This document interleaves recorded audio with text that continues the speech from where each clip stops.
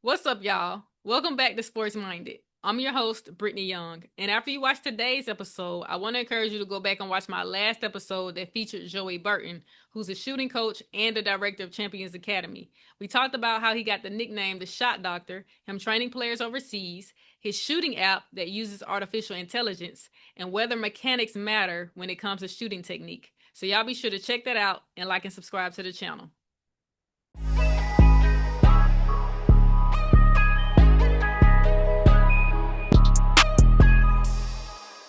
Now, let me introduce my guest.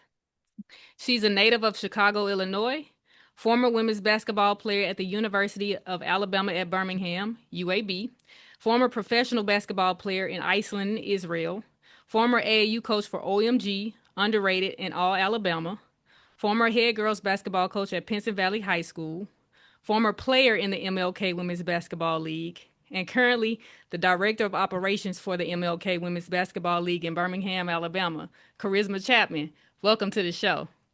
Thank you for having me. Glad to have you. So let's get right to it. I want to talk about at what point did you start playing basketball and what made you fall in love with it?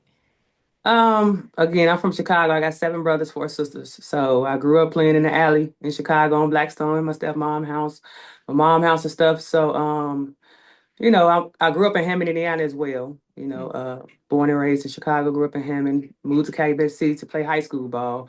So once I started playing in elementary school, they seen me.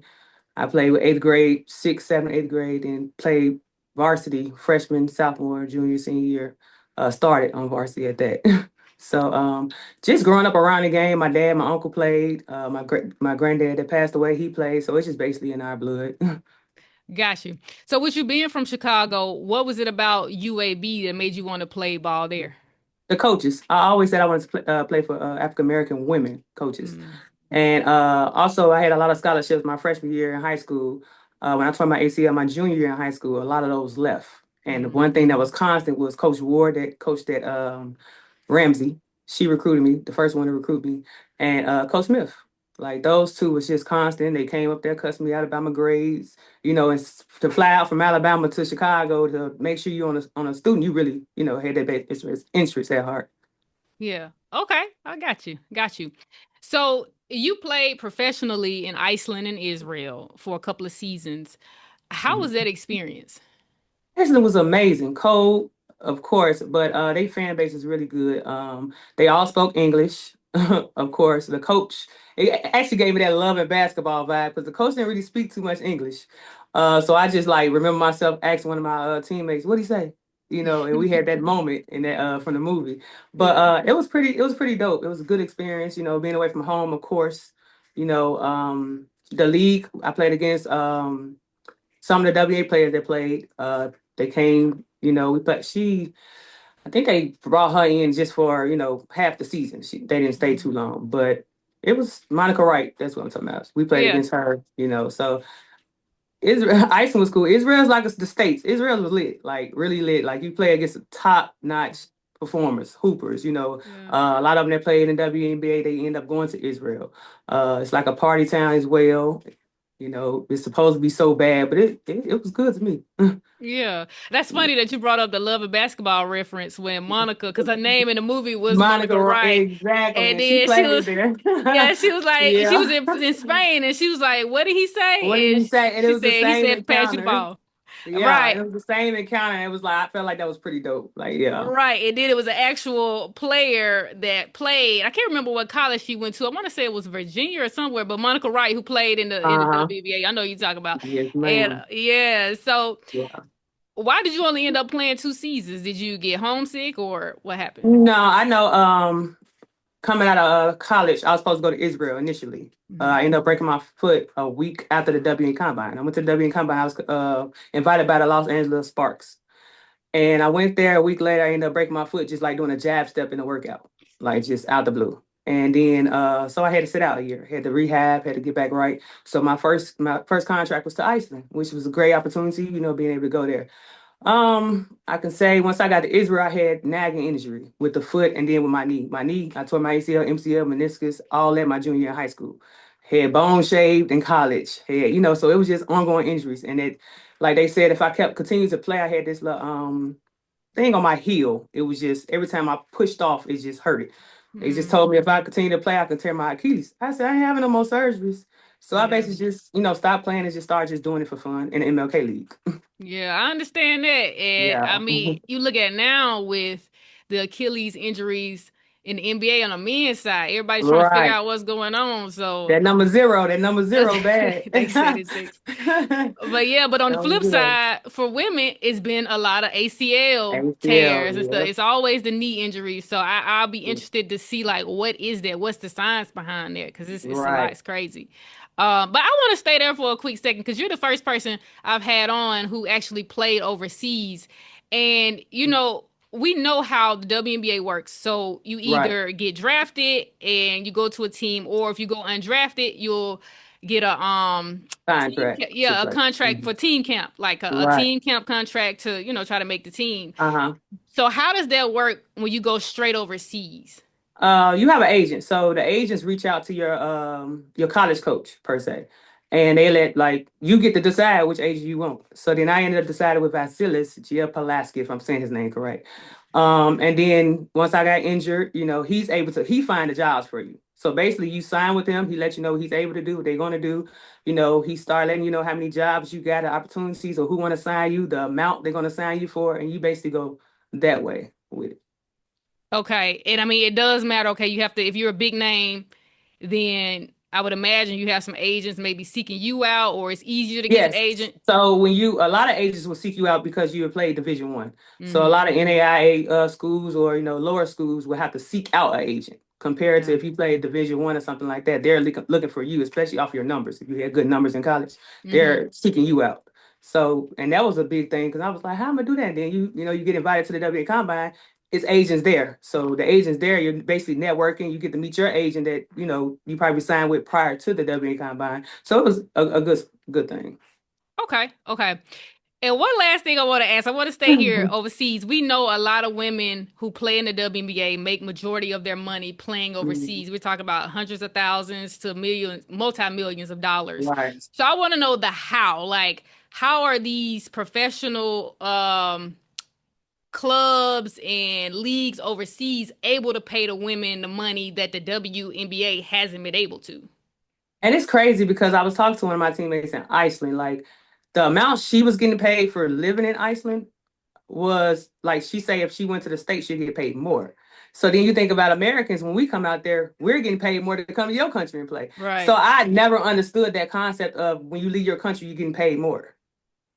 Huh. So I never really figured out how that works in a sense. But for us Americans, like when we go out of the country, you do make more money. Like Okay, but for opposed to them. staying here. Yes. Okay, But but for for them, them, they don't make they as much. that it's not as much to them. Yeah, at all. Like they said, we're not really making nothing. You had one that actually came and was able to play in the States and she was making a good money. She said it was better than what they was paying her at home. That's crazy. I just really want to Yeah. know, but like, what is the structure like? It has to be structured differently for them to be able Yeah. to do it because the W, now that it's growing, it's getting better. But Right. overseas, they've been making money like, you know, Exactly. doing Back well to for back back. years. So I just Exactly. wonder what's the difference. Yeah. And the good thing with that, like even with your agent, you don't pay your agent out of your pocket. A lot of people, that seek out agents, I think they have to pay their agent out of pocket. So with me, when I signed to Israel, Iceland, I didn't never pay my agent out of pocket. The club paid my agent. So you're able to keep your money. Then you get housing, you get food, voucher, like 2 or 3 meals or whatever, however. So, but if you're seeking out, all those benefits are different. Mm. Well, that's a good situation to have. You save Right. money. Yeah. Okay, so once you finished playing, you started coaching AAU. How did that opportunity come about? Um, they had reached out to me. I don't want to say his name. I can't remember the name. Over there, underrated. He coached over there at Parker as well. Coach Lynn. He had Okay. reached out and just basically knew my background, knew that I played, just gave me opportunities to coach, which I was, thankful for. And I started coaching the girls. A lot of them went to Parker.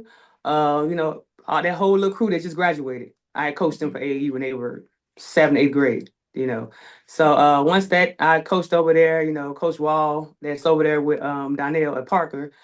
He reached out for me to go over there, all Alabama, and then coach reached over there at OMG. I was granted to be able to coach a little bit with OMG, but then I ended up getting pregnant with my baby girl last Yeah. year. He wanted me to coach, so yeah.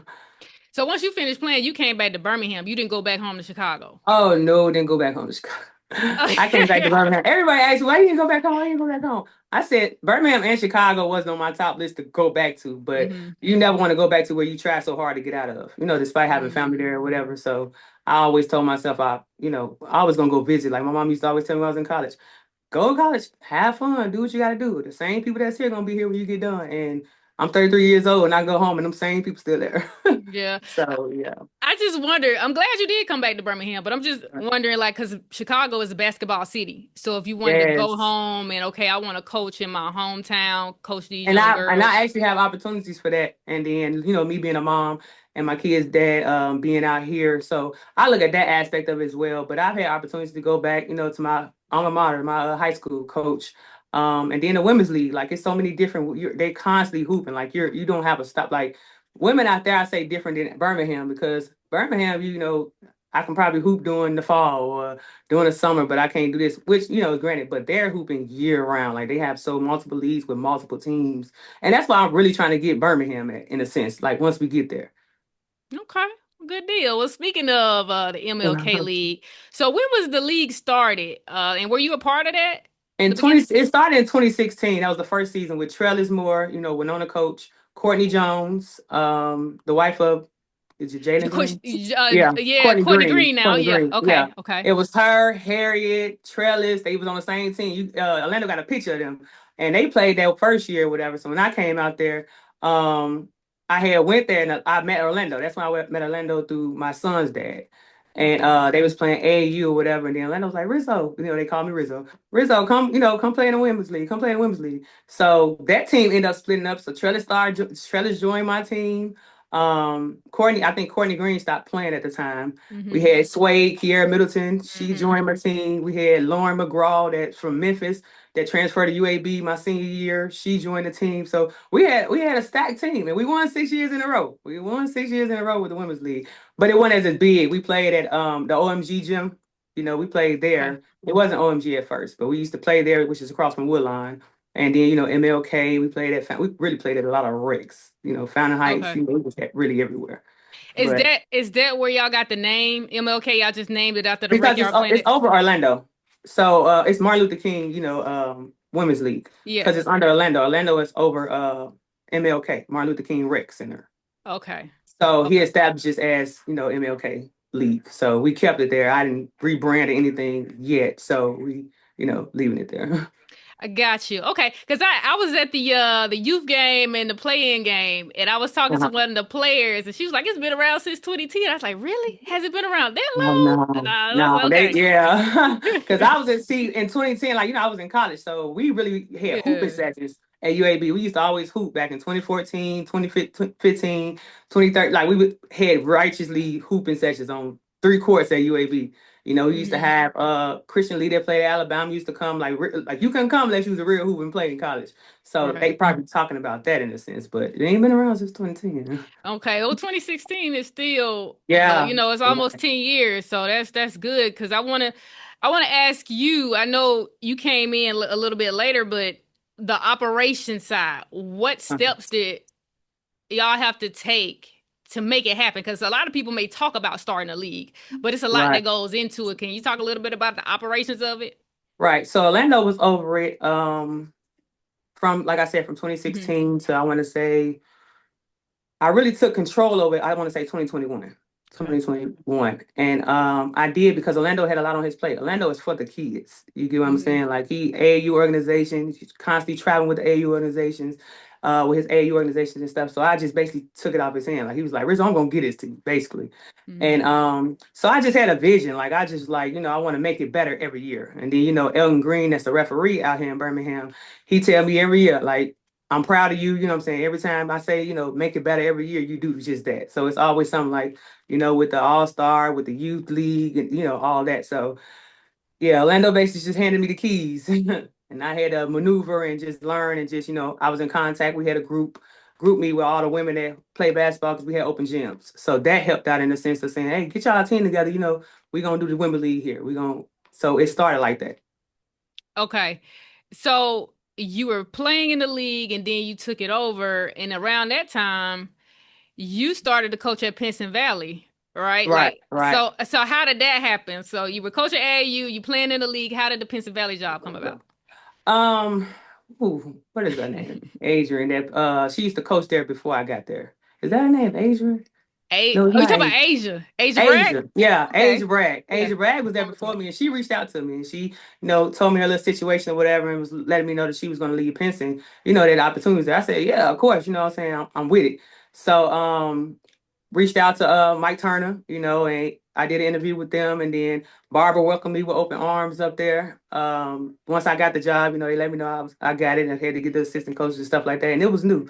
It's like, okay, this ain't AAU, baby, this is high school. You know what I'm saying? Like it's a different ball game. Like you gotta get stuff in order at this point. So yeah, so Asia had reached out to me about the job, and I had took it, full storm and just did the interview, and they ended up getting it to me. Okay. Okay. So you coaching at Pinson during the fall and spring. Once the season is over, then you focus on the MLK League. So Mhm. it runs from what, the end of May until mid July, right? Right, right, right. And then sometimes they go into August depending on how many teams we had. Like last year, I want to say we went up until the last week of July, first week in August, because we had our All-Star game the second week in August, because we had Okay. 6 teams. So this year we have 5. Okay, so I guess a team just decided they didn't want to Yeah, do they joined teams. It was like 14 people on one team. So it. yeah, they Gotcha. ended up joining teams.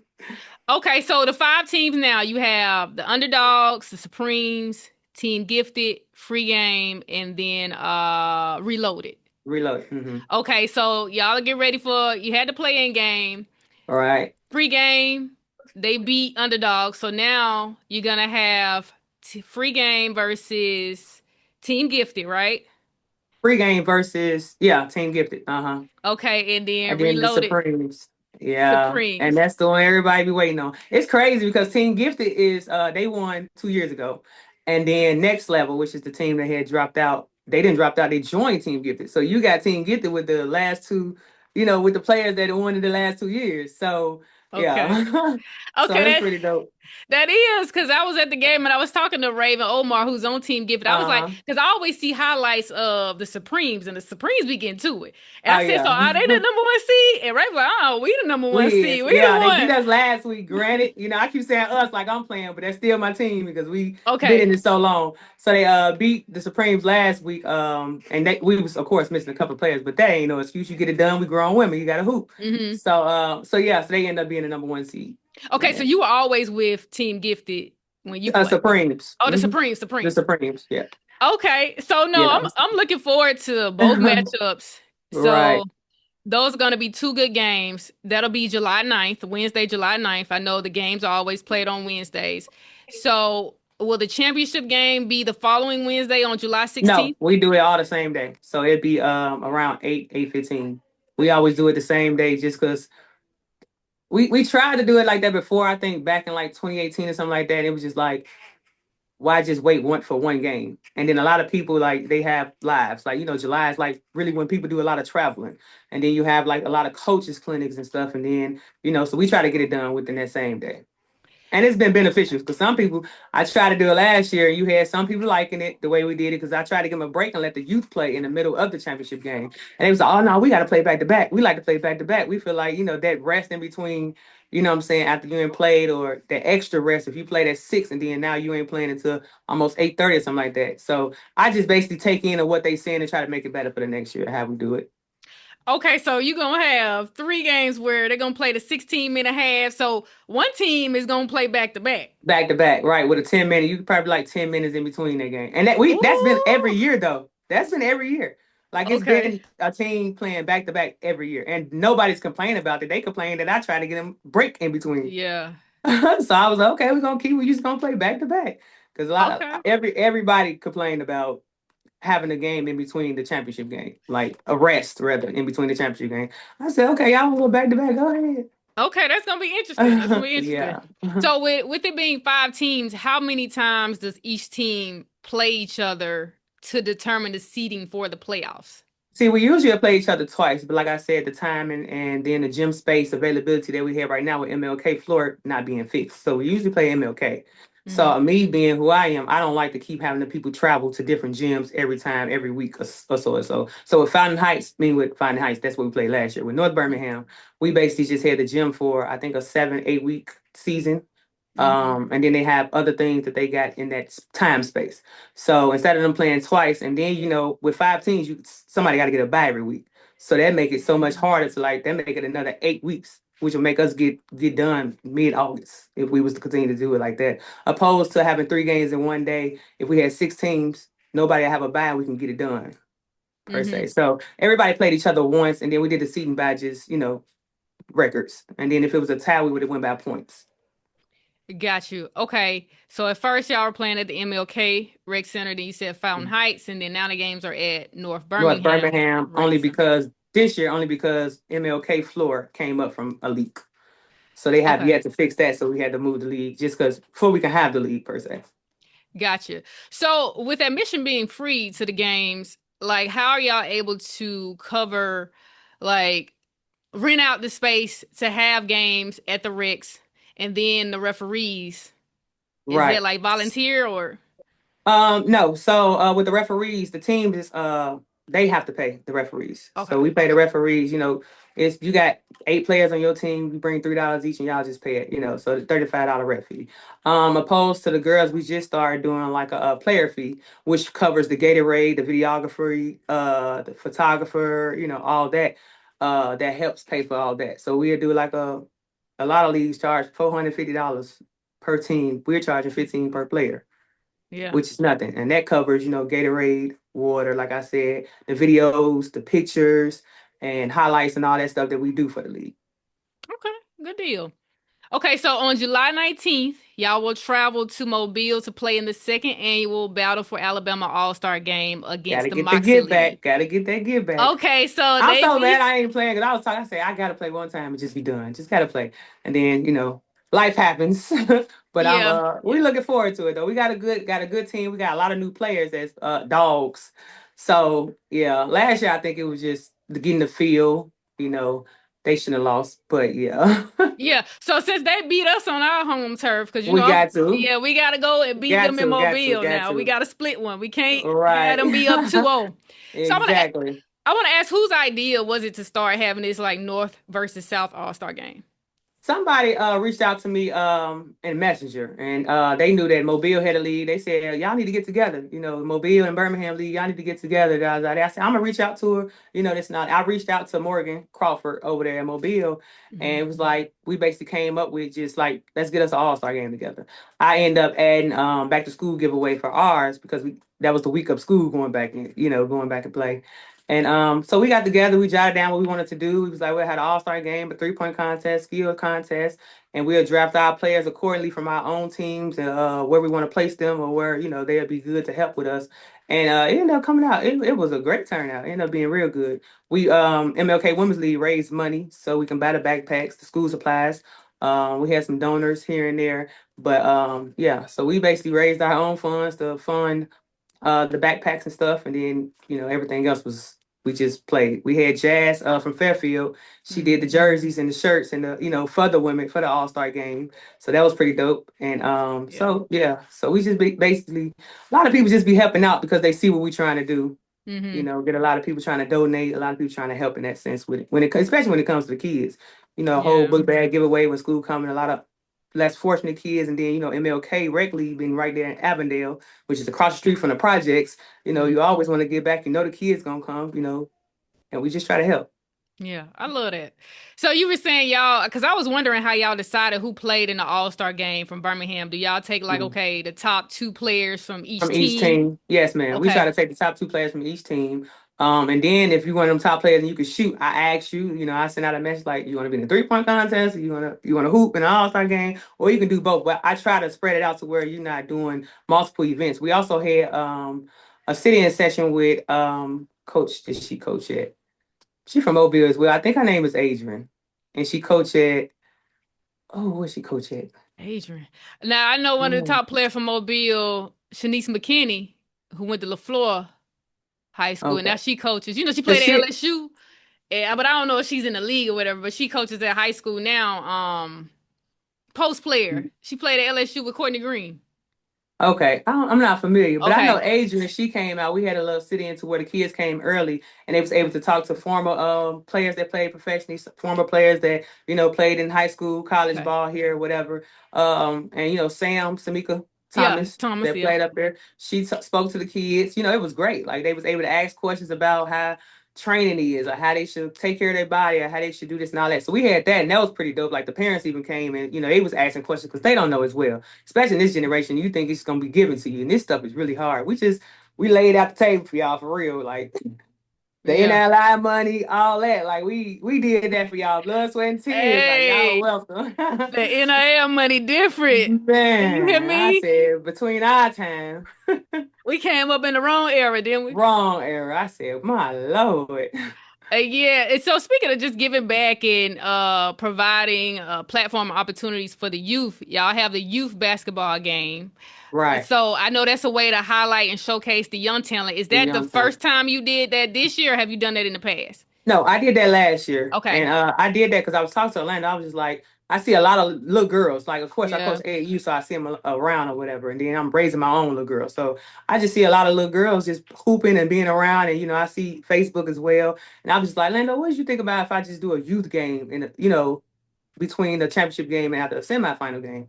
He was like, that might be dope. That might be dope. So I had contact. I had put it on Facebook. I was like, hey, I'm looking for 10 to 12 little girls, 11 to 13 that want to play. And I just hated the fact I couldn't get everybody. Mm-hmm. Like this past, like yesterday, I couldn't get everybody I wanted. Like it was so many girls to where like that's making me think of what I want to do for next year as far as doing like a youth, if it's legal, the Yeah, youth yeah, league, not a youth league, but just giving them opportunities to play, weekly when we play in a sense. So yeah, it was yeah, hard. Like it was like probably like 25 girls. And I was just like, it was like, you got more space, you got more space. I said, no, we, at capacity. So it yeah. was pretty dope. It was pretty dope. Yeah, so maybe you could do two games next year. You know what I'm saying? Right, Have four right. teams and expand And it. I was just getting their own day, opposed to them playing before, play-in game. Granted, hopefully we don't have to have a play-in game, because we'll have Hmm. more teams. But that's why I was thinking at least get them two games or at least however many it is to just make sure all the girls get opportunities to play. Because a lot of girls that played this year played last year as well. And then we had a couple of new faces too. Yeah. So it was cool to see. We talk about Courtney Green, seeing her daughter Jada out there. You know, All she right. has, And I was telling her today, she's so long, she's gonna be a dog. yeah. I mean, both of her parents are 6 foot Right. and taller. So I said Jermichael, she, yeah. yeah, I said she down there battling with the bigs, hands straight up, ain't fouling and blocking shots and ain't moving. I said, you don't teach that. You can't teach that. I was like, she Hmm. gonna be good. Yeah. Long, just long. She already long. And then Amber Daughter, Jones, she's gonna be a dog too. I her, like her Cortland. physicality. Yeah, Cortland. Yeah, Cortland out her there body balling. frame, her body frame itself gonna get her somewhere. Like Yeah. if she get a little taller, she ain't gonna have Amber height. Yeah. But she get a little taller. She gonna be nice. But she The little already kind of, sisters, the yeah. sisters over there from Pinson, they're gonna be Okay. really good once they get it. When they get it, they gonna be really good. Going coast to coast and knowing time and score, they're gonna be really good. Yeah, I just love to see that, like y'all pouring into the girls. So like to see Cortland playing, to see, like you said, the players from Pinson, Jada, seeing Courtney, a basketball mom now. All You know, right. she You was can my see over teammate. there. We hate to try to coach. We there, hey, do this. Yeah, Blah. So it was so cute seeing over there like that. It was pretty yeah. dope. Amber coaching, Coach Jones, refereeing for the youth game. So it's just We like got everybody from. Gunnison, her son plays basketball and she coaches AAU and she ain't been in the high school field as well. She was Hmm. coaching the other team. So it was pretty dope. Like bringing the basketball community together as a whole. AAU, high school coaches, college players, professionals, just bringing everybody together. Yeah. Okay, so I'm glad to hear you were talking about adding more teams because I wanted to like ask if that was something you were planning to do in future seasons. Yes, add more teams for the women's or Well, just no, youth. for not for the youth. I'm going back to the women now. Going back to Yeah. the women's league since it was six, now it's down to Mhm. five. Like, what's a Right. goal you want to get to? Like, okay, this is a good amount. I want to keep this amount. Like with how our days are again, the gym space is what we're talking about. 6 is always enough for us, but we able to get more than that to where we can do 2 days. We could do a Tuesday, a Wednesday, or Wednesday and Thursday. Have 2 games each day like we're doing now. Anyway, I said that'd be pretty dope. They get a city something to do. Like we get so many inboxes. Y'all playing today? Y'all playing today? Like now y'all know we only play on Wednesdays, but to get that is like, oh, we doing something. Like we giving people something to do. Like a lot of folks are inbox and say, I bring my daughter to every game. She loves this and all that. I was like, she had the opportunity. She want to talk to anybody, just let me know. And that's big for the kids. Like I always keep going back to the kids. I love the kids. It's always about the kids at the end of the day. So it's pretty dope. So I do want more teams. It's just off of schedules, Yeah. off of people's schedules, and we're trying to do another league as well, for the fall. Courtney Billingsley asked me that as well. She's like, "You think we could do a fall league?" I was like, a lot of y'all coach, and that's the hard part with that. Like a lot of everybody on my team coaches, basically. High school coaches of some sort. So it's just basically trying to really see how the schedules are. Okay, cool. And how old is your daughter? She just turned 1 in March. Oh, okay. I'm like, I okay, got a little boy that's just all-star everything he do. He's 5. He'll be 6 in 2 weeks. okay, Donnell, coach at Parker, that's his youngest. He got okay, a card, yeah. So, okay. So I'm sure your little boy, he's active, but your little girl, she got oh time. She yeah. got plenty of time. But Oh yeah. yeah, but she putting up shots though. Every morning, every night, she putting up shots. I want to play Oh, softball, but she love it all. She following behind her brother, so everything he do, yeah. she mimics. So she's very advanced to be one. Yeah. Now that's one thing I love to see is kids now playing multiple sports. I think we were so focused on one. On Like I one gotta be sport, really good yeah. at this one, and then you can really get burnt out with that one. So just try Right, try your hand at different things. So that's good. right, right. So what are some other goals that you have for the league in the future? Just basically expand where we can get it to where like I say, a lot of other leagues charge 450. I don't want to be a pocket problem. So if we can get boosters or we can get anybody to start donating to where we can start traveling. You get what I'm saying? Like we can go to the Atlanta and we can play some Atlanta teams, like how we, Hmm. have people do, and we can go to Mobile, we can play games, like just to travel to the inner cities or just like, a couple of different states just to be able to compete and see different things. Especially with me now. At first it was just we was focused on women's league, women we thinking 22, you ain't in college, because we 35, some of them 35, 36. They was like, oh, we got to run against the young ones. But me now trying to make it bigger, I think it's going to make it better with letting those young girls play. Hmm. Especially, being 19, you ain't in college. We don't want the college players to play. I know Mobile have college players on their team, but I don't want you to get hurt. And then, that's on us. You can't play your upcoming season per se. So we try to let the girls that come from overseas, they able to play. If you coming out of high school and basketball was just something for you to do while you was at high school. Now you're able to play in the women's league. You get what I'm saying? So just expanding that age group gap that I had set for our league, expanding that so hopefully we can expand more teams and hopefully we can raise funds and it become, where we're able to travel and do more. Okay, good deal. Well, let the people know how they can keep up with the league, where they can find you, and just stay tapped in with everything. Right. So you can follow me on Facebook. It's Karisma Chapman. Our women's league is MLK Women's Basketball League. We're not on Instagram yet. We're going to try to do the YouTube. We got Chris Cam on the videos and all that, which is he's been amazing this whole season and in it for us. But yeah, Karisma Chapman on Facebook. I post a lot about the women's league, but I also do it on MLK Women's League basketball Facebook as well. Yes, I want to piggyback on that. Chris does a great job. I'm always seeing the highlights and the Yes. video And pictures. he thanked me for the opportunity, but I'm thanking him because you've been consistent. It's so hard to find consistency with a lot that's going on and somebody to be there. Because, women and, people that hoop or whatever, they want footage, Hmm. because you're going to look back, you're going to be like, hey, yeah, I still got it, thinking of your high school days or your college days. So I had made sure I tried to incorporate that in what we're going to do for the league. Make sure they get pictures, make sure they get videos, and all that. And he's been amazing this season. Cool. Well, thank you so much for joining me. It's been a Thank you for pleasure. having me again. Yeah, y'all be sure. Y'all go check out the game at the North Birmingham Rec, July 9th. Nice. The semifinal games as well as the championship games. Y'all gonna be in Yes, for a ma'am. treat.